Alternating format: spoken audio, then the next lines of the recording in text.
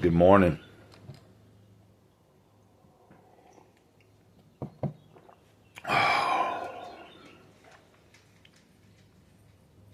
Welcome to the channel.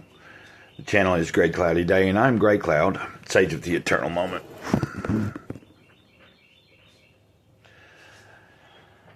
And the eternal moment's just simply the now. It's right now. That's how you be in infinity. You know, we're in finite time. We're in a space of confinement, it seems. But in the grand scheme of things, we are still in the infinite zone. Like, we come from an infinite place to be back at an infinite place. Anyway, just pondering a few things this morning. Gonna do Jesus Calling for you guys. And I appreciate everybody that's hung out here for a while with me and on this channel, whether that be in the comment section or catching a live stream here and there and being in the chat. You guys really make it more, you know, it makes to interact with you guys and to see that some people do get something out of what's going on here. It helps me to stay motivated and keep doing these things, whether it be this devotional or reading from some other book. Like I've been sharing some small takes from Fifth Agreement, and I'm going to continue to do that. And they're going to be more in the short form so that I can upload them as shorts. But I'll be moving slowly through that book. Okay, so Jesus Calling, April 25th. Make me your focal point as you move through this day.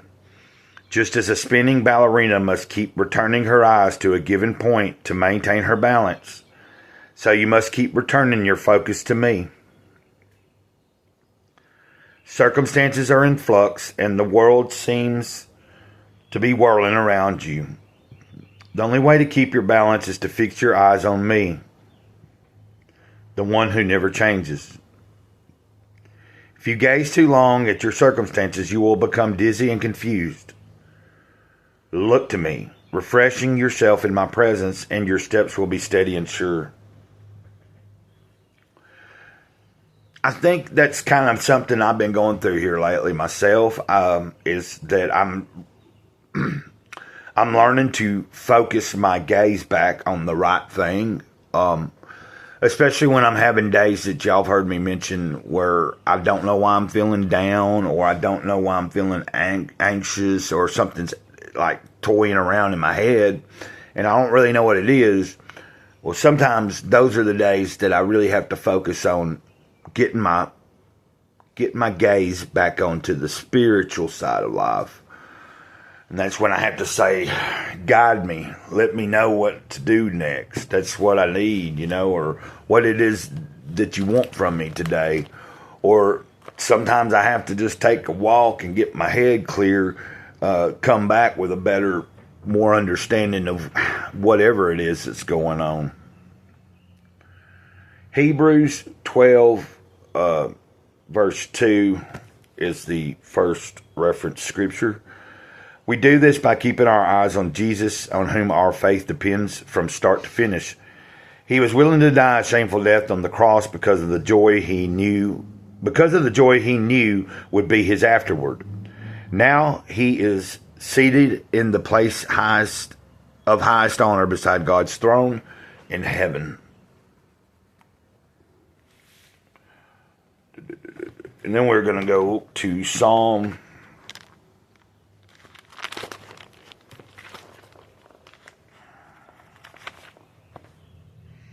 102, verse 27.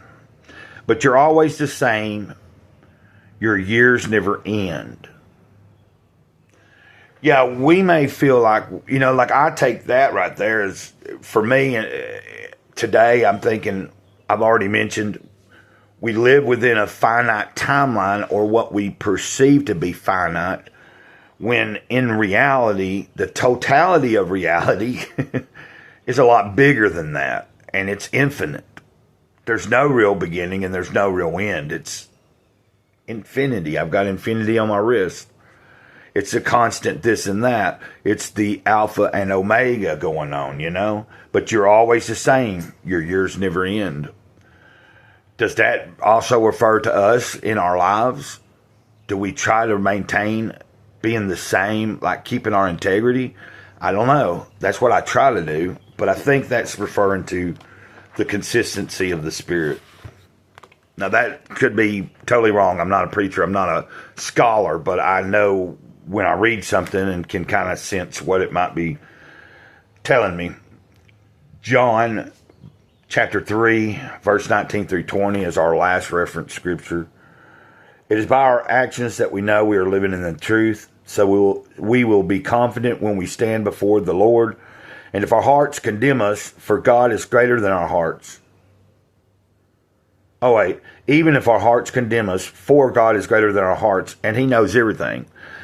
So, you know, for me, I'm just going to take that. Like when I read that earlier, it is by our actions that we know we are living in the truth. So if we know, it's kind of like when I think of the 5 agreements, and the 4th agreement is always do your best. Some days your best ain't going to be the same because you might be sick one day. Then one day you feel better. One day you have more energy. You're able to do more. But I think in correlation with things that I've read or that I refer to or even still study, it is by our actions that we know we're living in the truth. So when we walk every day in integrity, and if we're allowing the Spirit to move us in the right manner and we're following it, then, you know, even on days that our hearts and our minds are condemning our own actions or ourselves in a particular day, we can rest easy in knowing that the big kahuna, the Creator, the Christ, the energy that flows through everything, that moves through everything, that if you allow and open your senses to it, you know, it can really affect you in a very positive way. And I should really just mean it affects me if I tune into it. I'm trying to remember to speak from the I standpoint, from me, from my smaller I and the bigger I that's in me.